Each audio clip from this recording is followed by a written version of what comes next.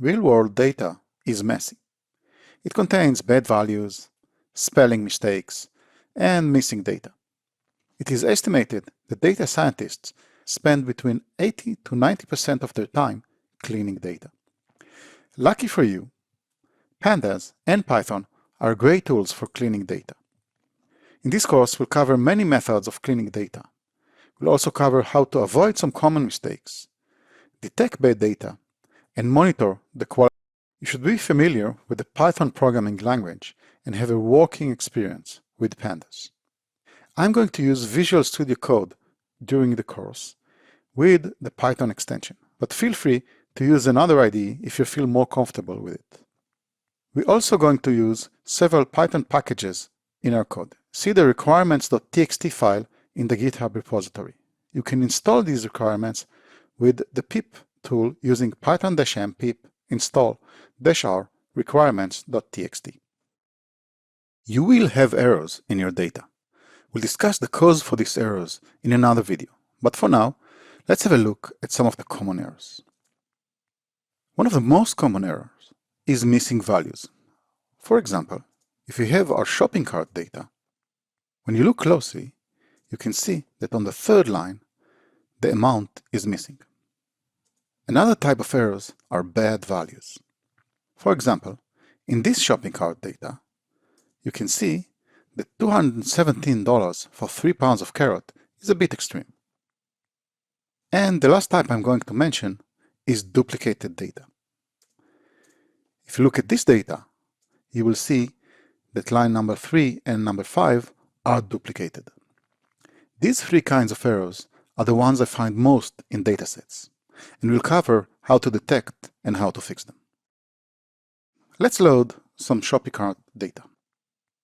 So here we have some shopping cart data in a CSV file. We have the date, the name, the amount, and the price. So let us load it. We import pandas and we do a read CSV. I'm going to hit Shift and Enter to run the cell. And you can see that Pandas is loading the data and we have some missing values. Some of them are denoted as NaN, not a number, and here we have NAT, which is not a time. Pandas also treat Python's none as a missing value as well.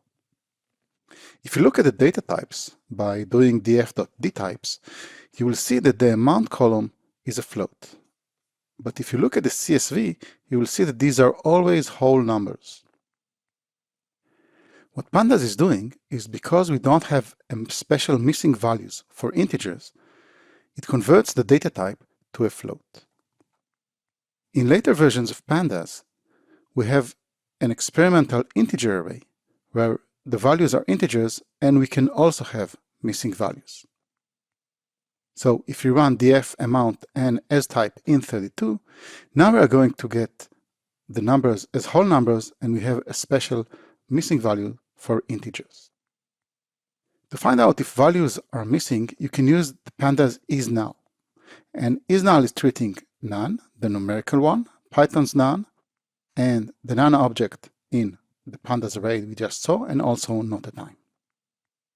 So if we run df isNull, we will get a true or false for every value in the data frame. If you want to check if a row has at least one missing value, you can say axis equal 1, and then you will get a mask for every row. Note that the empty string is not considered null. You will need to use Boolean indexing to find empty strings. Your data will have bad values. When I say bad, I mean data that was generated by error. It can be out of scale values, for example, 1000 degrees for a body temperature, or spelling mistakes, or any other kind of errors. Let's have a look at some metrics data. So here we have our metrics. Let's load the data. So we'll import pandas, Shift and Enter to run the cell, and then we'll load the data frame and show a random 10 rows from the data. So we have some rows with CPU and memory and some kind of values. Let's use group by to have a look at statistics per metric. So we are going to group by name and then do describe. And we see that we have CPU in lowercase and CPU in uppercase, and we also have the memory. And we see that, for example, for the CPU, we have a minimum of -34, which probably is a bad data. The value counts method is a great way to find problems in categorical data. So I'm doing dfname value counts, and I see that I have 49 of CPU and 1 CPU with uppercase. Some people find it easier to see bad data with graphs. So I'm going to hide the side frame, and let's see what I'm doing here. I'm doing a pivot table where the index is the time and the columns are the name, and then I'm going to plot it with subplots equal true. And we can see the values for the CPU, the memory, and the CPU that is misspelled in capital letters. If you know the range of valid values for your data, you can find out the values outside the range by using a query. So I'm doing the name is CPU and the value is either smaller than 0 or bigger than 100. And I have 2 rows where the values are bad. Sometimes you'll use a more sophisticated method to find bad data. The standard score, or the z-score, is the distance from the mean in units of standard deviation. It's a good way to find outliers if the data is normally distributed. You should know your data distribution and other characteristics. So here we are going to get the memory, calculate the z-score, and find out the bad memory. And now, if you want to look at the rows, we'll use the index of the bad memory on the data frame. And we have 1 row that is bad. There are more sophisticated methods of finding outliers in the scikit-learn package. Duplicate data will make your calculations wrong. Let's have a look at the shopping cart data. We have the date, the name, the amount, and the price. So let's load the data. Start with importing pandas SPD, Shift and Enter to run the cell. I'm going to hide the sidebar. Now I'm going to read the data, parsing the date column. And now I'm going to use the data frames duplicate method to find out if there are duplicates. And we see for every row, it will tell us if the row is duplicate or not. It marks only the 5th row, which is a duplicate of the 4th row. This caught only one of the duplicate rows, right? We also have one with eggs at the same day.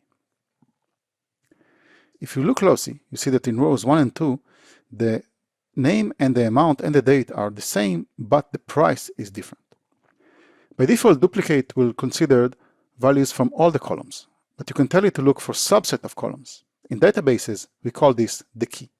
So we'll do duplicated again with only the date and the name is duplicated. And this time we see that row number 2 is also marked as duplicated. Humans are by far the most common cause of errors. If only we can remove them from the equation.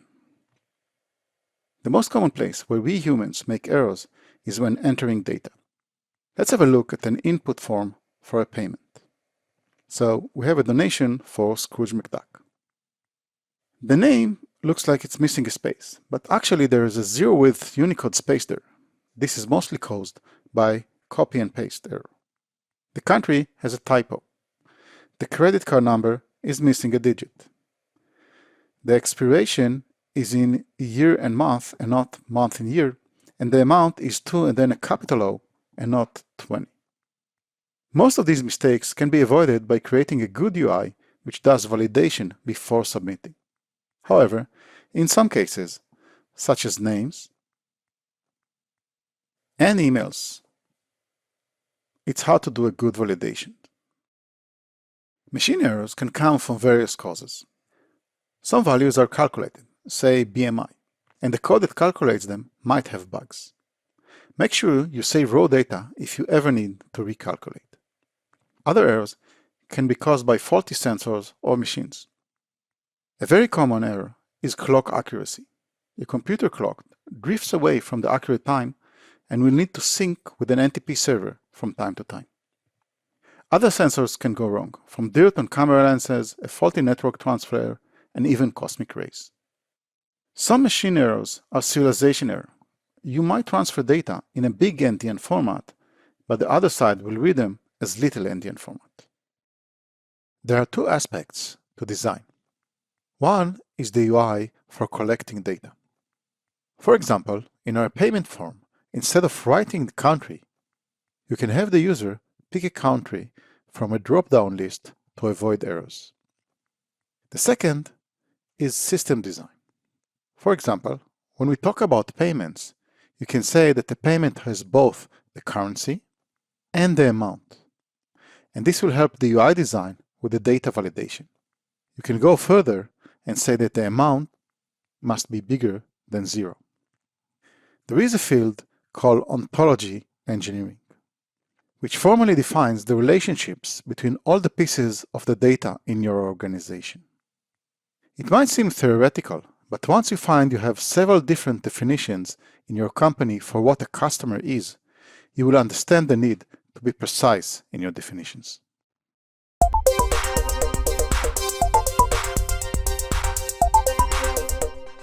Improve our current payment form and try to make it error-proof as possible.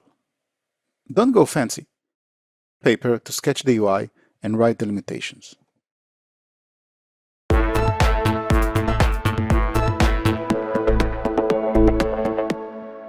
Here's my solution. For the name field, there's nothing much we can do. In the country name, I'm going to use a drop-down menu from the list of all the countries. The count number is split with 4 sections, so it's easier for the user to see that they're missing a digit, and it's going to stay red until they fill the whole digits. The expiration day is again a drop-down for the month and the year, or we can do one of these fancy date selector menus. The amount, I put the currency at the beginning, and we're going to limit the input box only to numbers. And the button is going to be disabled until the form is valid. A schema defines the relationships and the constraints on your data. Some formats, such as JSON, do not have a formal schema, and some, like protocol buffers, do have a schema. Even if your data does not have a formal schema, it is still out there as your assumptions about what is valid data. If you don't use a formal schema, most likely these assumptions will be scattered throughout the code and in developer heads, and that is not good. Say you're writing code to track ships in the ocean. For every observation of a ship, we have the name and the location as latitude and longitude. Here's an example data in CSV format. We have name, latitude, longitude, we have the Black Pearl, Cobra, the Flying Dutchman, and the Empress at an unknown location. Most schemas have constraints about the type of data. There are various ways to check that the data conforms to a schema. If you have control over the data pipeline, you can use tools such as JSON schema, database schema, or languages like Q to validate your data. In Python, you can use libraries such as Pydantic or Marshmallow to check the validity of the data. In my experience, eventually, you're going to write your own code to validate data. Let's load the data and have a look at the types. So in ships.py, we import pandas and load the ships.csv. Shift and enter to run the cell. And now we can use the dtypes attribute to check what pandas figure out the types are. Here's what an SQL schema for this type might look like. We have the name as text, the latitude and the longitude as floats. You need to think about whether you allow missing values or nulls in your data. In SQL, for example, you can add a constraint saying not null. Once you have a schema, you can validate your data. I'm going to use the Pandora library, which is a statistical data validation for pandas. Let's have a look. Here we have our shipping data with the name, the latitude, and the longitude. So we'll start by import pandas SPD and loading the data. Shift enter to run the cell. And now I'm going to import Pandora and define a schema. For the name, it's a string. For latitude and longitude, these are floating point columns. And finally, I'm going to call validate on the data frame. So when I'm going to run this one, it is going to fail. And the reason it's failing is because Pandora by default does not allow null values in columns. So we can fix this by adding nullable equal true for the latitude and also nullable equal true for the longitude. And if you're going to run this again, this time it's going to pass. Should you allow null values in some of your columns? There's no good general answer. You should know your data and decide. In some cases, some data will be missing. Missing data can come from user refusing to answer a question, all data that is missing some features, and other reasons. Let's have a look at some shipping data. So here I have the name, latitude, and longitude. We have the Black Pearl, the Cobra, the Flying Dutchman, the Empress at an unknown location, and an unknown ship at some location. So let's load the data. So Shift and Enter to run the cell. And we can see that we have NaN, not a number values, for the Empress and the unknown ship with an empty cell. So I'm going to run isNull from pandas and say axis equal 1 to see the rows that have at least one missing value. And we get only the Empress. Why is that? Let's have a look at the name of the ship in the last row. And we see that it has an empty space in it. So we are going to use the str.strip to strip the spaces and look at the name. And now it's really an empty string. So we can run isNull again. But again, we see only the Empress. And the reason is that if you look at the isNull documentation, it only recognizes NaN, Python's none, NaN from pandas, and not a time, but not the empty string. So we're going to go back and set the value of everywhere that has an empty string to numpys.nan. So Shift and Enter, and we're going to run the cell. And now, when we're going to run it, we see both of these ships. The question of what is a missing value is trickier than it seems. You can think of a user answering "I don't know" for a question. Over time, you will gather a set of missing values per column. Make sure to update this set and use it in your code. You can also have missing rows of data. This is harder to detect in most cases. But when you have time-based value, this might be easier to detect. For example, if you track a location of a single ship, we have the dates, we can easily see that between the 8th and the 10th, we have a missing value. I encourage you to read the Working with Missing Data section in the Pandas documentation to learn more about how to find missing data. Domain knowledge will help you know what are valid values for a column. For example, if you look at latitude and longitude, we know that latitudes should be between -90 and 90, and longitudes should be between -180 to 180. Let's use this knowledge in our scheme. So we have our shipping data with ship name, latitude, and longitude. And here are the ships. So we start by loading the data. And I'm going to hide the sidebar. And now we have our data frame. And now we use the Pondera schema. We say that the latitude is a column, it is a float, can be null, and the check is that the value is between -90 and 90. And the same for the longitude. And finally, we do validate of the data frame and the validation pass. Let's say you want to measure the height of students. You have data in the CSV for several of students. You do some research and find out that the tallest person alive was 107.1 inches. You look at the data and this seems okay. But when you look closer, you see that Beth is awfully tall for a first grader. You do some research and find out that first grade heights are up to 32 inches. So let's start check it in our code. First, we're going to load the data frame. So Shift and Enter to run the cell. Now I'm going to create another data frame for maximal heights. And it is going to have the grade and the maximal height. I'm going to have just a single row in it. Now I'm going to join these data frames. And finally, I'm able to find the rows where the height is bigger than the maximal height. And I see just the row with Beth in it.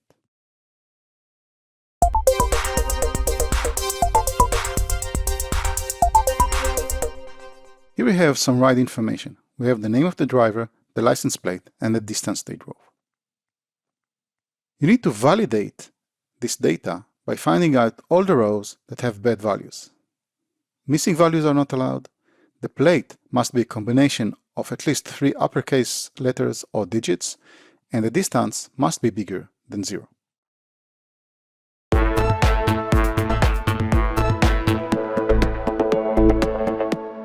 Here is my solution. We'll start by loading the data frame. Shift and Enter to run the cell. And I'm going to hide the sidebar. I'm going to create several masks to find out bad rows. The first one is for the null ones. So I'm using the isNull with axis equal 1, and look at what I have there.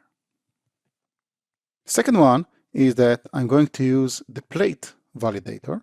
So I'm going to make sure that the plate matches the regular expressions for numbers and digits in uppercase, at least 3, and do not allow NA.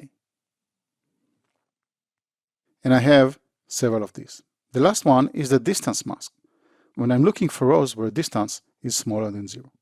Finally, I'm going to combine all of these masks using the OR sign and find out the bad rows in the data frame, which are almost all of them. There are many ways and formats to store your data. Some serialization formats, such as CSV, are only text. Pandas has a very versatile read CSV function, and you can give Pandas a lot of hints about which types each column has. Some serialization formats, such as JSON, have types. However, JSON has only very basic types. It has a string, a boolean, an array, null, and a single type of number. Some serialization formats, such as SQL, have both types and a schema, which is usually the best case to use. We are going to use the Apache Parquet format, which is a format for storing columnar data on disk, and is very popular nowadays. In order to use Parquet from Python, you can use the Apache Arrow library. You can install PyArrow with pip, python-m pip install PyArrow. Let's have a look. First, we're going to generate a data frame with some random values for a CPU metric. So Shift-Enter to run. And I'm going to hide the sidebar. And we have a data frame. The metric is the CPU, and we have several values and several times. And now we can define the Apache Arrow schema. So we define the schema saying the time is a timestamp in milliseconds, the name is a string, and the value is float64. And we can run it. And now we can define the out file and save the data to the file using the schema. And once we do that, we can read back the data, and you can see we get the same types for the values. The time column is a timestamp, the name, and the value is a float number. If you're going to change, for example, we'll convert the time to a string and then try to save it, you will see that Parquet will complain and say that the data does not match the schema, which can save us a lot of trouble in the future. Files can get corrupted. Corruption can happen due to various reasons, such as a network error, a disk failure, and many others. A common practice is to calculate the digital signature of a file, also known as a hash, and store it next to the file. This way, you can validate the integrity of your data before you start processing it. There are several digital signature algorithms, such as MD5, SHA-1, SHA-256, CRC32, and more. Pick one that is secure and, depending on your performance goals, not too slow. Most of these you'll find in the hashlib in the standard library, and several of these are also in the zlib in the standard library as well. And there are also command line utilities to calculate these signatures. Let's have a look. Say we have this file with some metrics, and we would like to see how to validate it. So we are going to open a terminal next to the file. And now I can run SHA-256 sum of the metrics. And I will get a long number. And this number is the digital signature of the file. If the file will change, the digital signature is going to change. So what we can do is we can store it in a file next to our data file. And now we can tell the SHA-256 utility to check. So we do /c for checking, and it will tell us that everything is okay. Let's change something. So I'm just going to delete one character and save the file. And now when I run the utility, it will tell me that there is a mismatch in the file. Data pipeline is a series of steps, each consuming input and producing output. There are many systems for creating data pipelines, such as Apache Airflow. Writing your own is not that hard, but I recommend investing your time in an existing one. The main advantage of a data pipeline is that each step is small, self-contained, and easier to check. Some data pipeline systems also allow you to resume this pipeline from the middle, which can be a big time saver. When designing data pipelines, it's important to add data validation and cleaning into the data pipeline. Once you have these in place, you can quickly detect errors and stop the pipeline. For simplicity, I'm going to use the PyInvoke library, which lets me write tasks and then execute them. So here is our data. It's a CSV file, and we are going to load it inside an SQLite database. So let's see the code. The first step is loading the CSV. We're doing it using pandas. And then we do a validation, and here we're just detecting if we have a start time that is bigger or equal to the end time. And finally, we have the ETL, short for extract, transform, and load, which is decorated with a task decorator.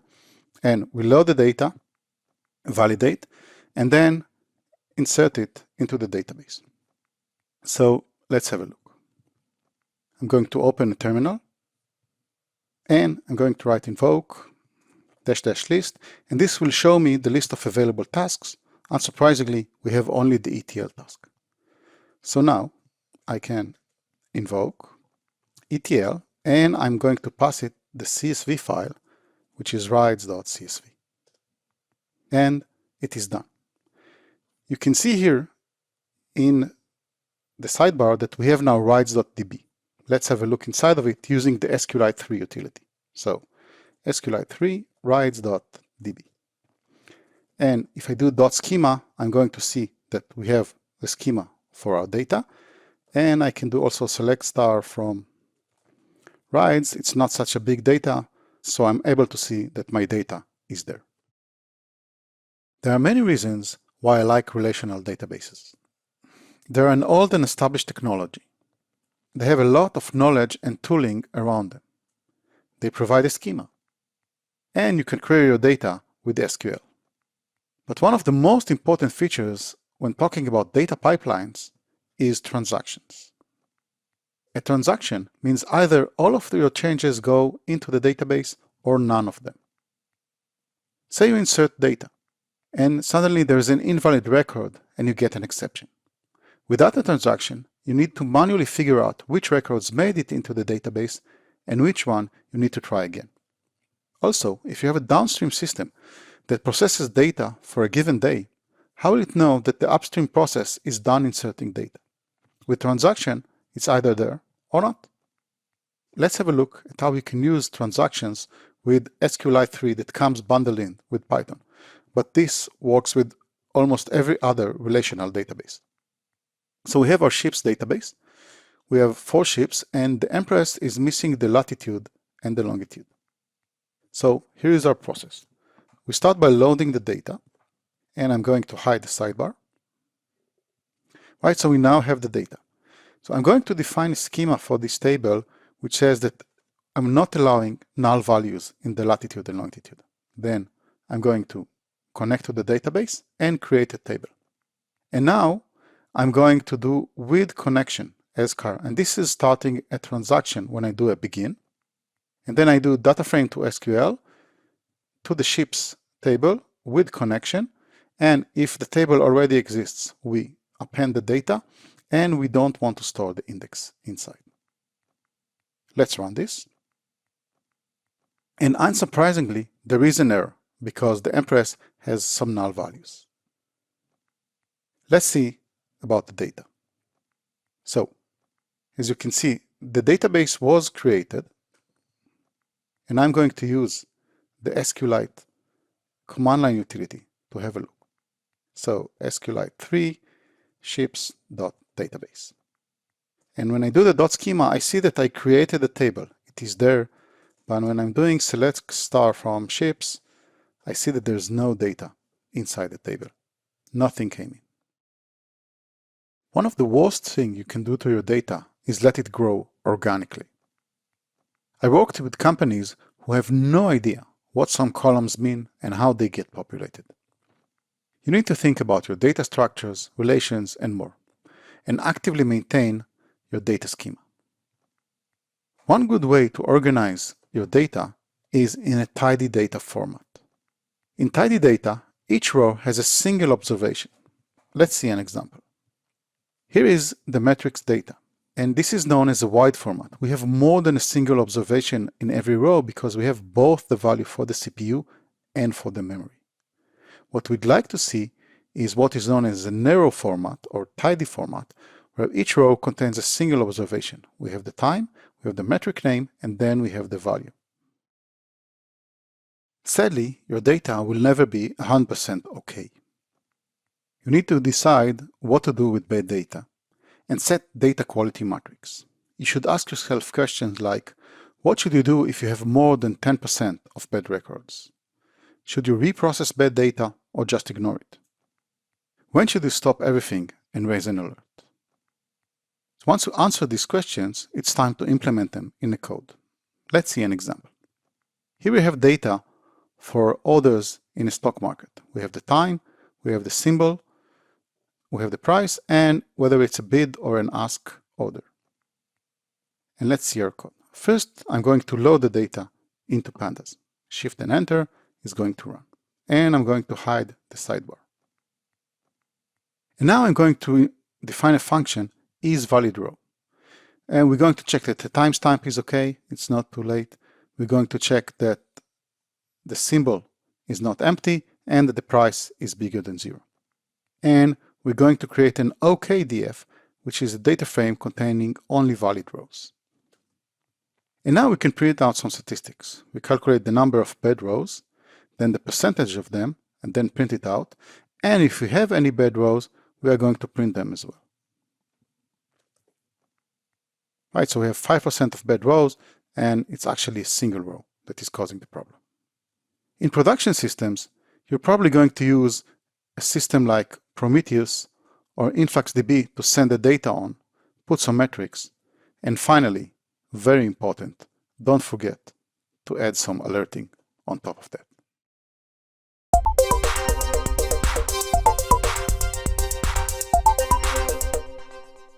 Here we have a CSV with some information about traffic to our website. We have the IP, the time, the path, the status code that was returned by the web server, and how many bytes were returned.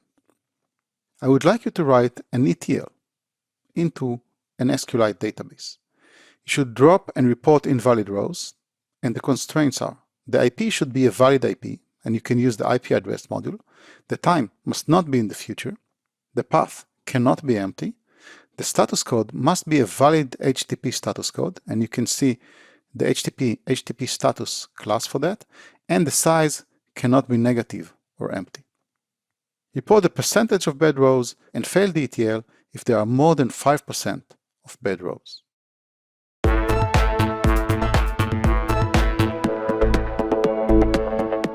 So here is my solution. I'm going to import the SQLite library, the context lib to make sure we close the database, the HTTP status to get valid HTTP statuses, and the IP address. And of course, pandas. I'm creating a set of all the valid status code by doing set on the HTTP status, and I'm defining the max bad percent as 5%. Now I'm writing isValidRow, which follows the rule that I specified. First, we check out that IP address manages to parse the IP. Then we calculate the timestamp and make sure that it's not in the future. Then we make sure that the path is not empty, which is both null or an empty string. We make sure that the status is a valid status code. And finally, we make sure that the size is not null and is not smaller than 0. And now in the ETL function, we read the CSV. We gather only the bad rows using negation on the df apply on isValidRow. And then we check. If we have bad rows, we calculate the percentage, print it out, and if it's more than the threshold, we raise a value error. Otherwise, we clean the data frame. We say we take only the rows that are not inside the bad rows index and insert them into the database. And finally, in the main, we run the ETL function. Let's open the terminal and Python etl.py. And we have 5 bad rows, which are only 3.91%, so it's less than a threshold. So we insert them into the database, and we see now that traffic.db was created. In some cases, the fields in the raw data does not match the names that we want to use, so we can rename them. Say, for example, we have weather data, which looks like this. We have the date, tmin, and tmax, and we'd like to change it to date with lowercase, min temp, and max temp. So first, we're going to load the CSV as is into a data frame, hitting Shift and Enter to run the cell. Next, we're going to run the data frame rename method, giving it the columns we want to change and passing it as a dictionary between the old name and the new name. And we also say in place equal true, meaning change the current data frame and don't return a new one. And let's run this one, and now we have the right names. In some cases, the transformation can be trickier. Say, for example, we have donation data, which look like this. 1, first name, 2, last name, and 3, donation. And we would like to normalize that to remove the spaces, make everything lowercase. So here again, we can load the data frame of the donation.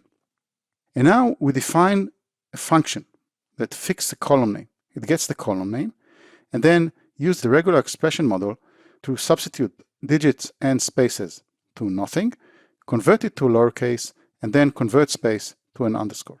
Finally, we call rename again, and this time we give it a function and not a dictionary, and with the in place again. And this time we have first underscore name, last underscore name, and donation underscore amount. When dealing with CSV, Pandas is going to guess the types for us, and most of the time it does a good job. But in some cases, we'll need to help it a little bit. Let's have a look at data with some points and colors. So we have our points, we have the X and the Y coordinates, we have the color, and we have if the point is visible or not. Let's load the points and see what data types Pandas got for us, hitting Shift and Enter to run the cell. And we see that the X and the Y are good, but the color and the visible are object, which means a string in Pandas. We would like to fix that. Let's start with the color. I'm going to hide the sidebar. Okay, so we define the function as integer, which gets the value. It's going to be a string, and we're going to call int on the value and say the base is 0, meaning Python will guess the base according to the prefix, and because there is a 0x at the prefix, it's going to guess base 16. Okay, and if we run this cell, now we see that the color is an integer. Next, we go to the visible, which is a Boolean. This time we're going to use a dictionary between yes and the value true, no and the value false. And this time we're going to use map instead of apply to get the D types. Let's run the cell. And now the data types are integer, integer, integer, and a Boolean. And finally, we can look at the resulting data frame, and this looks fine. The numbers, because they're hexadecimal, but Pandas shows them as decimal, looks a bit different than the ones in the CSV. Sometimes the data will be combined together in a single column, and you will need to split it up and maybe join it later. Say, for example, that you are a freelancer working for several companies and would like to calculate how much time did you work. You have a CSV file with the day of the month, the time that you started and ended in a single column, and then the customer name. Also note that the name of the CSV file contains the date. So let's start. We'll start by loading the CSV into a data frame. Shift and Enter to run the cell. And I'm going to hide the sidebar. So we have the day, we have the time, which is a string, and the client. We are going to add a column for the date from the file name itself. So now we have the date as a column as well. Next, we're going to take the time and split it.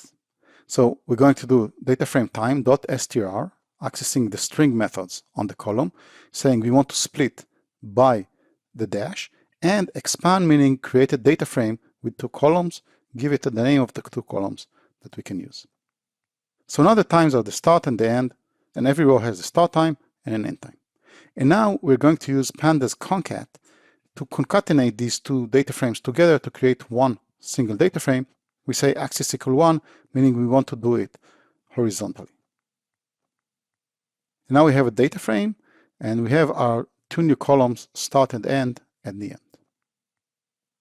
Next, we want to convert these to datetime. So again, we're going to use the str method of the date, and we're going to do it cat with the start and add a separator of t between them.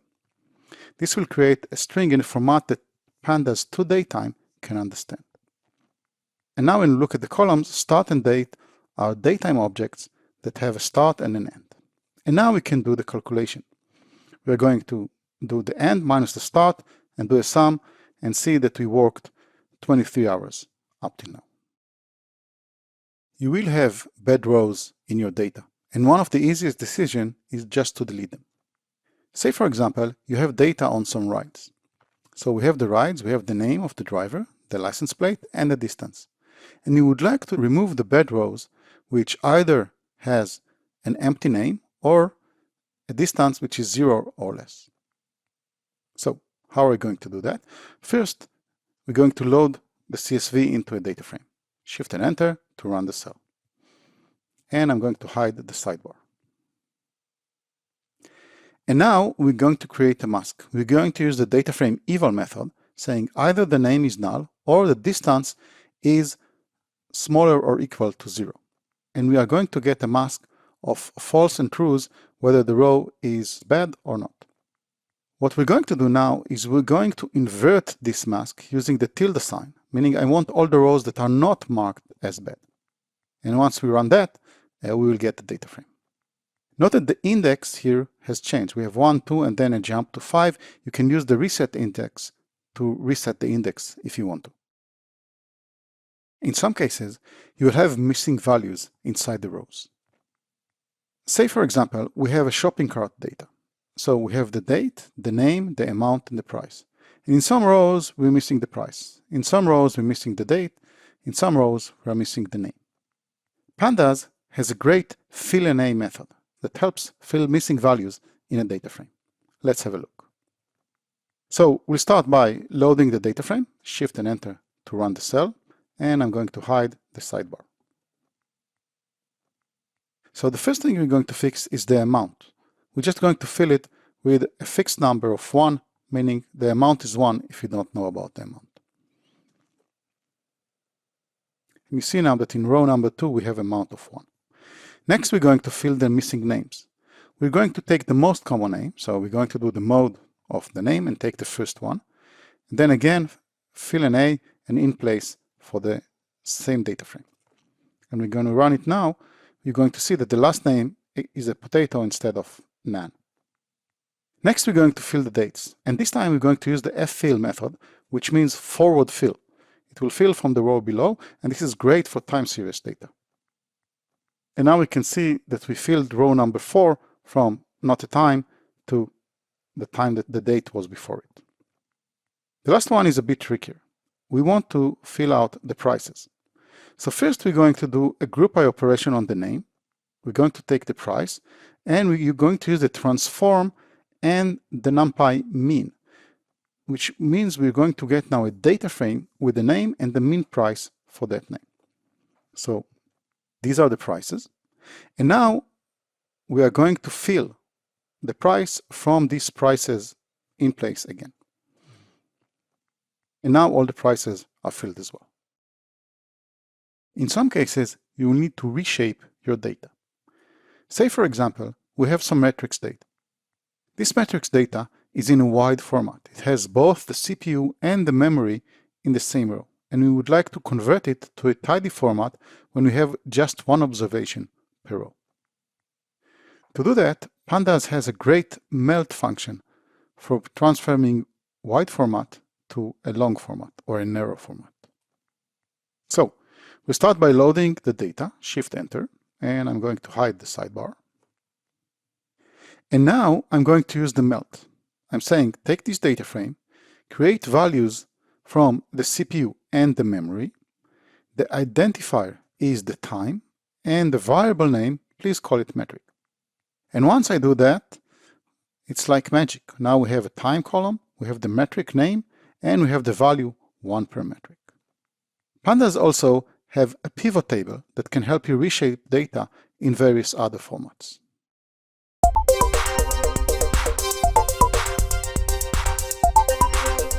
Say you're keeping track of your workshops in an Excel spreadsheet.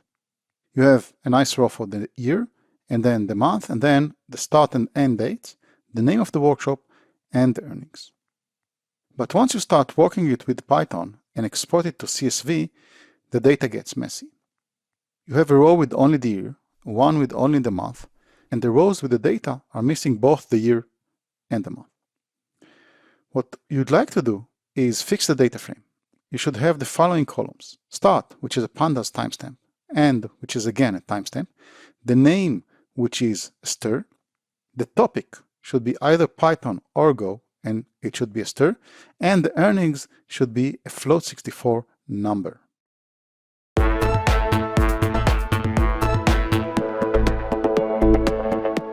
Here is my solution. We'll start by loading the CSV to a data frame.